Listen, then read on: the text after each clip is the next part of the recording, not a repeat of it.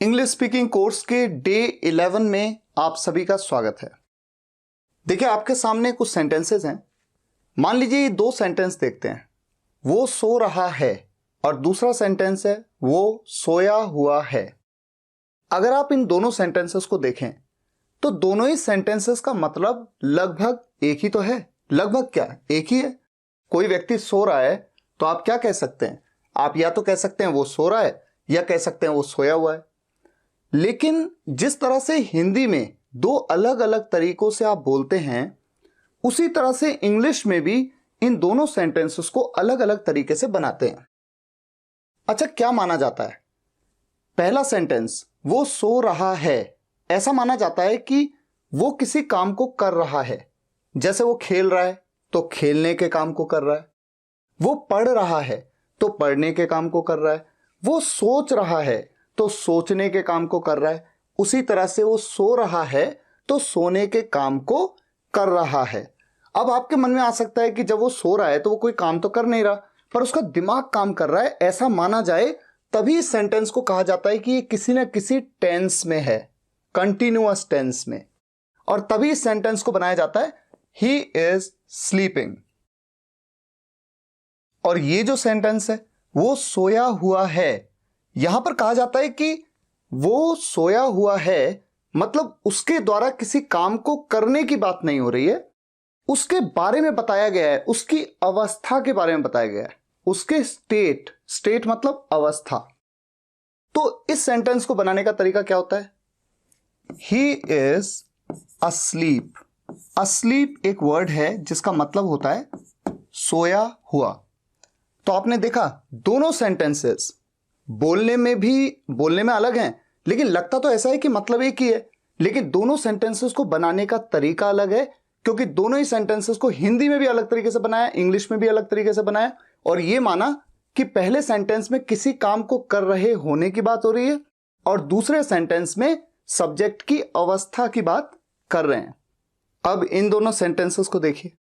वो बैठ रहा है, जैसे कोई व्यक्ति आपको बैठते हुए दिख रहा है, वो बैठ रहा है, तो आप कहते हैं वो बैठ रहा है। और वो बैठा हुआ है, कोई व्यक्ति आपको बैठा हुआ दिखता है, वो बैठ नहीं रहा है इस समय, वो बैठा हुआ है। दोनों ही सेंटेंसेस अलग अलग हैं। पहले सेंटेंस में माना जाता है कि वो किसी काम को कर रहा है, और काम क्या है? बैठने का। तो इस सेंटेंस को जनरली आप जानते होंगे इस तरह से बनाया जाता है, ही इज सिटिंग। सिट मतलब बैठना, बैठ रहा के लिए सिटिंग, ही इज सिटिंग। लेकिन ये जो सेंटेंस है वो बैठा हुआ है, जैसे वो सोया हुआ है, वो उठा हुआ है, वो खोया हुआ है, उस व्यक्ति की अवस्था के बारे में बता रहे हैं, स्टेट के बारे में, किसी काम को करने के बारे में नहीं बता रहे हैं।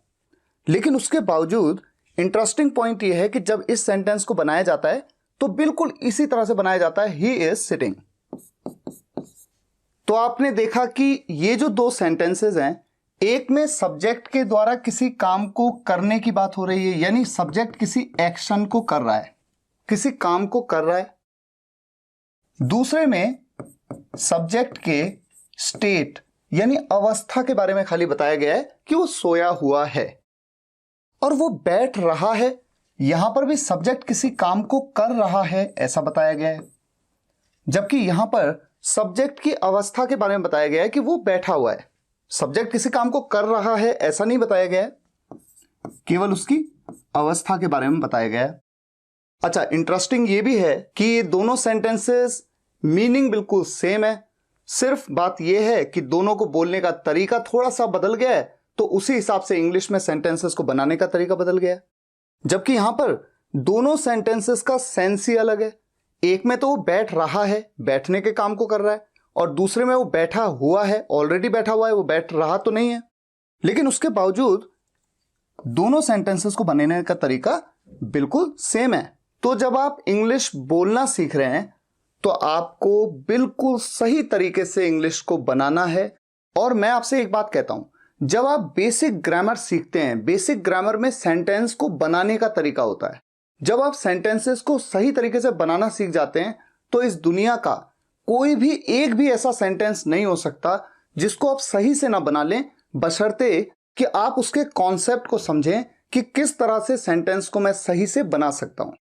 तो अगर आप बिल्कुल बेसिक लेवल पे हैं, मैं मान लेता हूं आपको कुछ नहीं आता है, तो अगर आप वीडियोस को एक एक करके ध्यान से देखते जाएंगे तो स्टेप बाय स्टेप, आज डे 11 है, ऐसे ही जब आप डे 30 तक पहुंचेंगे तो आपको सेंटेंसेस को बनाना उस हद तक आ जाएगा कि लगभग हर सेंटेंस आपके सामने आया आप उसे इंग्लिश में बना सकते हैं। और फिर उसके बाद बात आती है प्रैक्टिस की, और बहुत सारी चीजें हैं। कुछ सेंटेंसेस ऐसे भी होते हैं जिन्हें आपको रटना पड़ता है, लेकिन आप सभी सेंटेंसेस को केवल रट के तो इंग्लिश बोल नहीं सकते हैं, आपको लॉजिकली उन सेंटेंसेस को बनाना आना चाहिए। अब आगे बढ़ते हैं। जब भी किसी सेंटेंस में आपके सामने है, हैं, हो, हूं, यानी कि सेंटेंस के एंड में, जैसे मैं अच्छा हूं, आप अच्छे हैं, वो खेल रहा है, आप जा रहे हो, है, हैं, हो, हूं, ये आ जाए तो आप तुरंत समझ जाते हैं कि ये सेंटेंस प्रेजेंट में है। प्रेजेंट का मतलब है वर्तमान, प्रेजेंट टेंस यानी वर्तमान काल में, वर्तमान समय में, ठीक है। और वहां पर जो ऑक्सिलरी वर्ब्स पिछले वीडियो में बताई हैं मैंने आपको, auxiliary verbs is, am, are या फिर हैज या हैव में से किसी एक का यूज, या फिर डू या डज में से किसी एक का यूज, सेंटेंस के हिसाब से वो चीजें आगे डिस्कस होंगी। लेकिन जब आप नोट्स बनाएंगे तो आप तुरंत आप इस तरह से नोट्स बनाइए और इस तरह से याद कर लीजिए कि जिस भी सेंटेंस के एंड में है, हैं, हो, हूं आया, मैं तुरंत समझूंगा कि ये प्रेजेंट टेंस में है, प्रेजेंट यानी वर्तमान में, और इनमें से ही कोई ऑक्सिलरी वर्ब का यूज किया जाएगा। जब भी किसी सेंटेंस के एंड में हो था, थे, थी, वो जाता था, हम खेलते थे, वो आई थी, उसने मुझे कहा था, उसने मुझे बताया था, ये सब बातें बीती हुए कल की हैं, बीत गई ये बातें, तो ये सभी है पास्ट टेंस। पास्ट का मतलब है भूतकाल। हिंदी में ना सीख करके इंग्लिश में ही जितना हो सके आप बोलिए, समझिए और लिखिए भी। यहां पर जो ऑक्सिलरी वर्ब्स यूज होती हैं, वॉज या वर या फिर हैड, कहां पर कैसे वो सब बातें बात की हैं, या फिर डिड, ठीक है। जब भी किसी सेंटेंस के एंड में गा, गे, गी आता है, ऐसे में वो सेंटेंस फ्यूचर में भी हो सकता है, लेकिन इंटरेस्टिंगली प्रेजेंट में भी हो सकता है और पास्ट में भी हो सकता है। यानी भविष्य के बारे में भी बताया गया हो सकता है और प्रेजेंट या पास्ट के बारे में बताया गया हो सकता है। अब आप सोचेंगे ऐसा कैसे, ये अभी आपको पता लगेगा। तो गागेगी सेंटेंस के एंड में आया, वो जाएगा, वो खेल रहा होगा, वो आ रहा होगा, वो मुझसे बात करेगा, वो मुझसे मिलेगा। सेंटेंस अगर फ्यूचर में है तो विल का यूज, और अगर सेंटेंस प्रेजेंट या पास्ट में है तो वुड का यूज। देखिए आपके सामने कुछ सेंटेंसेस हैं। पहला सेंटेंस है, राहुल सुबह 8 बजे पढ़ रहा होगा। कोई आपसे पूछे कि आपको क्या लगता है कल सुबह 8 बजे जब हम उसके घर जाएंगे तो वो क्या कर रहा होगा, तो आप कह रहे हैं राहुल सुबह 8 बजे पढ़ रहा होगा। अब बताइए, जो सब्जेक्ट है राहुल, राहुल के बारे में, भविष्य के बारे में बताया गया ना, फ्यूचर के बारे में बताया गया है कि फ्यूचर में मतलब वो तो भविष्य है, ये जो इस वक्त है ये प्रेजेंट है। तो फ्यूचर में जब 8 बजेंगे, कल सुबह जब 8 बजेंगे, चाहे कल सुबह चाहे परसों सुबह, किसी ने आपसे पूछा कि अच्छा 22 तारीख को, आज से 10 दिन बाद 22 तारीख को सुबह 8 बजे राहुल क्या कर रहा होगा, और आप कहें राहुल सुबह 8 बजे पढ़ रहा होगा, तो चाहे कभी भी, लेकिन भविष्य की बात हो रही है, गागेगी आ रहा है, भविष्य की बात हो रही है। ऐसे में आप तुरंत समझ गए यहां पर इस सेंटेंस में विल का यूज होना चाहिए, ठीक है। लेकिन जब सेंटेंस इस तरह से बोला गया हो, राहुल इस वक्त पढ़ रहा होगा, यानी कि अगर मैं अभी फोन करूं राहुल को और मैं पूछूं क्या कर रहा है, तो राहुल इस वक्त पढ़ रहा होगा। इस सेंटेंस में जैसे ही आपने देखा इस वक्त, इस वक्त, इस वक्त, ये तो प्रेजेंट है। भले ही यहां पर गागेगी आया, लेकिन राहुल इस वक्त किसी काम को कर रहा होगा। मैं इसकी बात कर रहा हूं। जब गागेगी आए और प्रेजेंट की बात हो ऐसे में दिमाग में तुरंत क्लिक होना है आपके कि यहां पर वुड का यूज होगा। कैसे बनेंगे सेंटेंसेस वो तो आगे आएगा, लेकिन अभी आप एक आइडेंटिफिकेशन देख रहे हैं। अच्छा, अब आ जाते हैं इस वाले सेंटेंस पे। राहुल सुबह 8 बजे पढ़ चुका होगा, यानी राहुल को पढ़ाई करनी थी सुबह 8 बजे। अभी तो शाम के 6 बज रहे हैं, 7 बज रहे हैं, 8 बज रहे हैं, यानी कि सुबह 8 बजे तो होगा, वो भविष्य की बात है। तो राहुल सुबह 8 बजे पढ़ चुका होगा, गागी की बात हो रही है, लेकिन भविष्य के बारे में बात हो रही है, क्योंकि अभी सुबह के 8 नहीं बजे हैं। भविष्य की बात हो रही है, यानी फ्यूचर की बात हो रही है, इसलिए विल का ही यूज होगा। जबकि इस सेंटेंस में राहुल इस वक्त तक पढ़ चुका होगा, यानी जो ये पल है, ये जो वक्त है, इस मोमेंट में राहुल पढ़ चुका होगा, यानी इस वक्त से पहले ही राहुल पढ़ चुका होगा, जैसी बात बोली है इस सेंटेंस में। तो भविष्य में किसी काम को राहुल करेगा ऐसा तो नहीं बताया गया। ये तो ये कह रहा है कि ये जो प्रेजेंट है, ये जो वक्त है, ये तो प्रेजेंट है, वर्तमान है, इससे पहले ही वो किसी काम को कर चुका होगा। तो यहां भले ही गागेगी आया, लेकिन प्रेजेंट से पहले क्या होता है? पास्ट, यानी बीते कल में किसी बात के बारे में बात हो रही है कि राहुल ये काम कर चुका होगा, ऑलरेडी खत्म हो गया वो काम। ऐसे में आप ये जान रहे हैं कि आपको वुड का यूज करना होगा, विल का नहीं। अब जब आप इस सेंटेंस को देखेंगे, वो आज आएगा, तो आप कहेंगे गागेगी है। गागेगी है, बताइए फ्यूचर में बात हो रही है, प्रेजेंट में, पास्ट में? वो आज आएगा, यानी वो अभी तक आया नहीं है, तो आएगा भविष्य की बात हो रही है। लेकिन आपके मन में एक बात और आ सकती है कि सर यहां पर कह तो रहे हैं आज आएगा, आज मतलब प्रेजेंट, आज का पूरा दिन प्रेजेंट है। नहीं, आज का पूरा दिन प्रेजेंट नहीं है। आज मतलब तो शाम भी होती है, जैसे मान लीजिए इस समय मॉर्निंग है, शाम भी तो आज ही है, लेकिन वो फ्यूचर है, वो तो आने वाला कल है। शाम को हो सकता है मैं कुछ और काम कर रहा हूं, तो वो तो भविष्य की बात है, फ्यूचर की बात है। तो आज ये फ्यूचर, इसमें भी फ्यूचर है, क्योंकि इवनिंग में कुछ और होगा। तो जब मैंने कहा वो आज आएगा, इसका मतलब इस वक्त तक वो नहीं आया।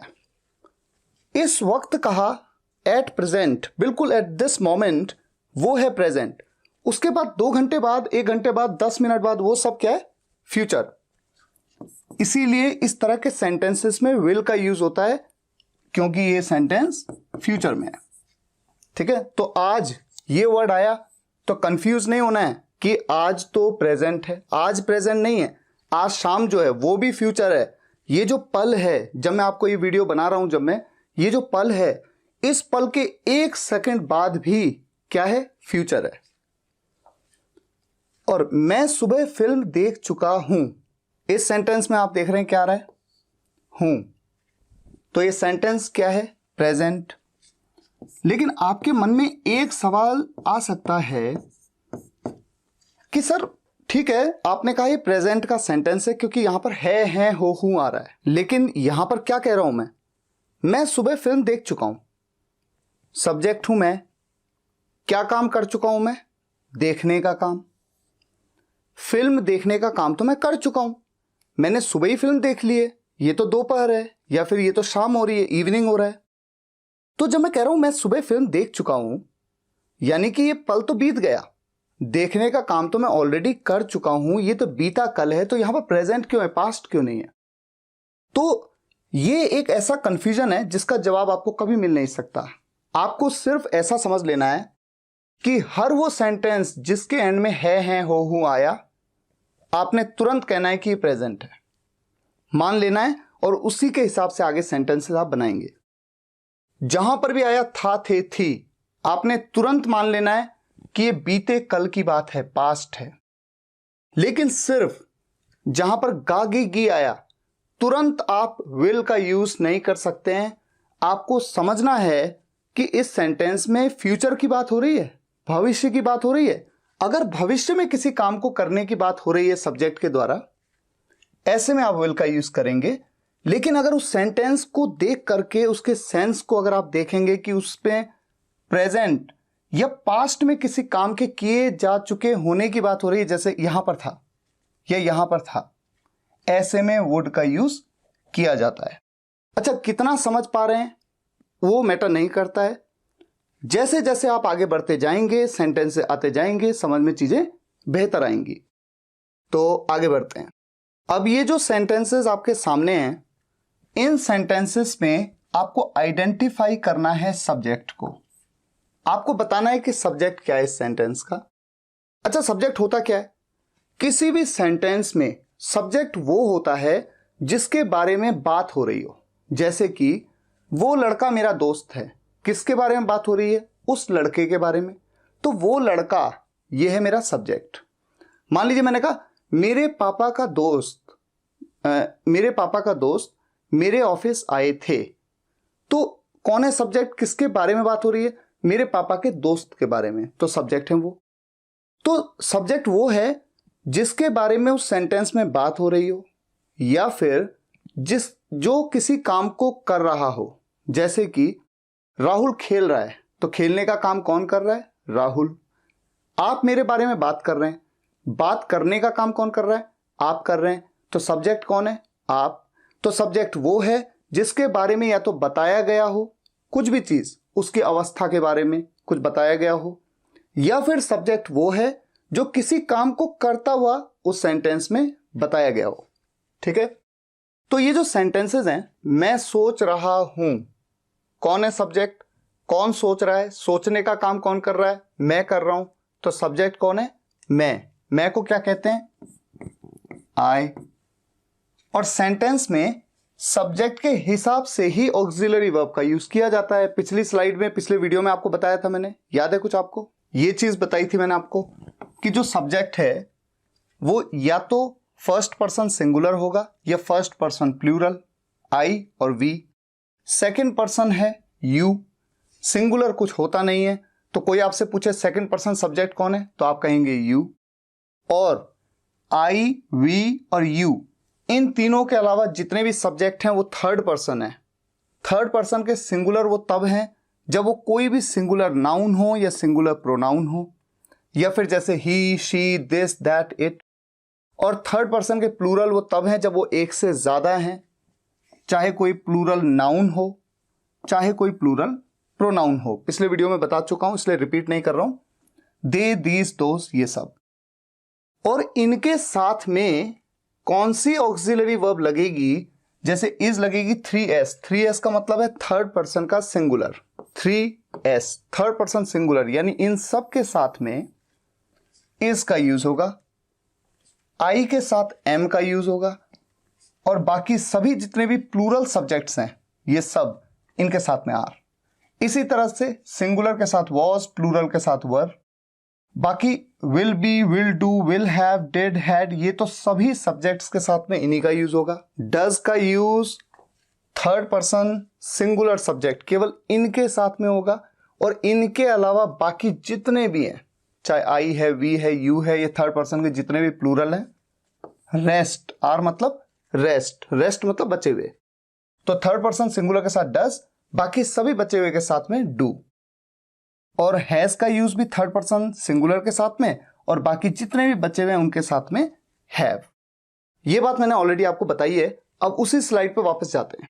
तो आपने देखा कि जो आई है ये फर्स्ट पर्सन का सिंगुलर सब्जेक्ट है, और इसके साथ में या तो एम का यूज किया जाता है, या फिर इसके साथ में हैव का यूज किया जाता है, या फिर इसके साथ में डू का यूज किया जाता है। और डिड का यूज तो खैर सभी के साथ हो सकता है, तो इसके साथ भी हो सकता है।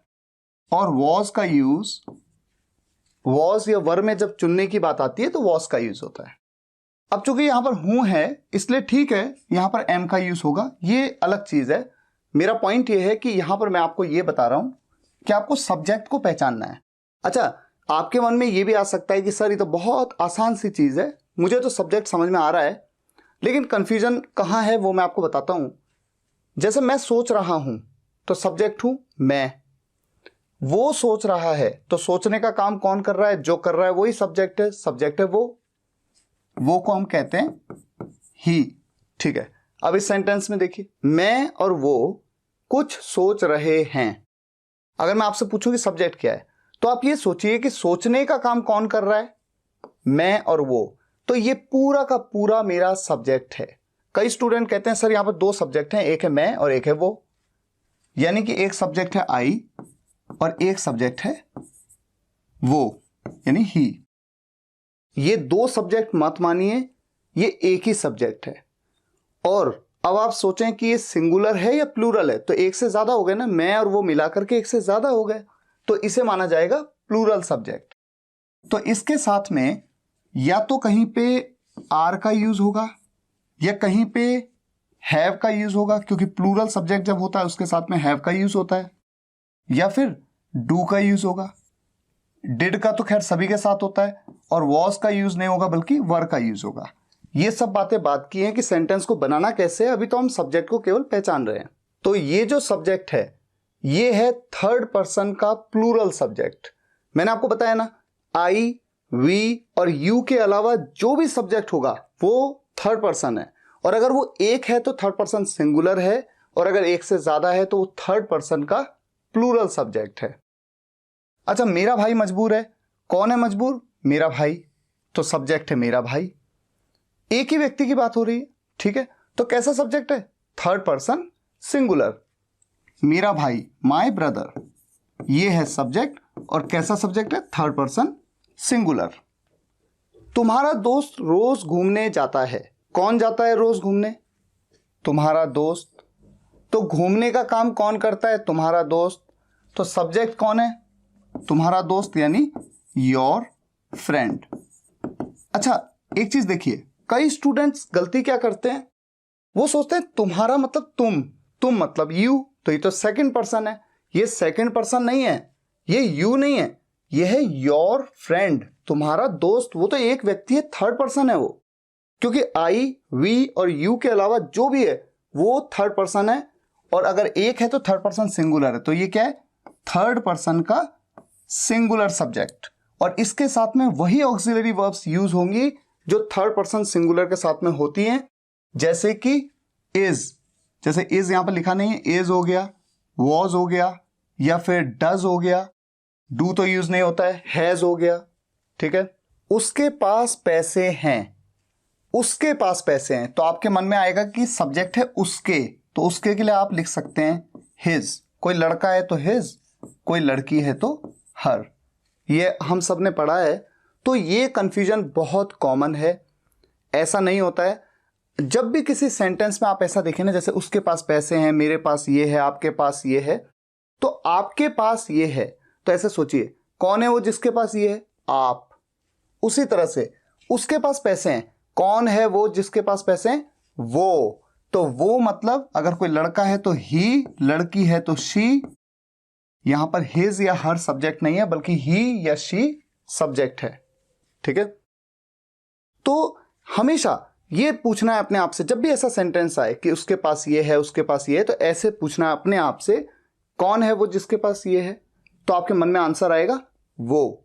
मान लीजिए यहां पर होता मेरे पास पैसे हैं, तो क्या सब्जेक्ट मेरे के लिए माय होता? क्या सब्जेक्ट माय होता? तब नहीं होता। आप अपने आप से क्या पूछते? कौन है वो जिसके पास पैसे हैं? मैं।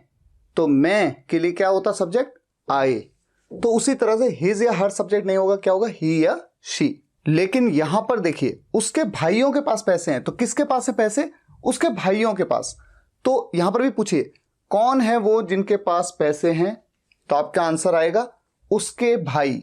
तो हां, उसके भाई, यहां पर तो उसके के लिए हिज ब्रदर। अगर कोई लड़की है तो हर ब्रदर। तो यहां पर तो ठीक है कि कौन है वो, ये कौन है वाला क्वेश्चन आपके मन में जरूर आना चाहिए जब भी आप पास है, मेरे पास ये है, उसके पास ये, ऐसा सेंटेंस देखें तो। अच्छा, उस लड़की का भाई आया था, कौन आया था? आने का काम किसने किया था? उस लड़की के भाई ने किया था। तो सब्जेक्ट कौन है? उस लड़की का भाई। ये पूरा का पूरा सब्जेक्ट है।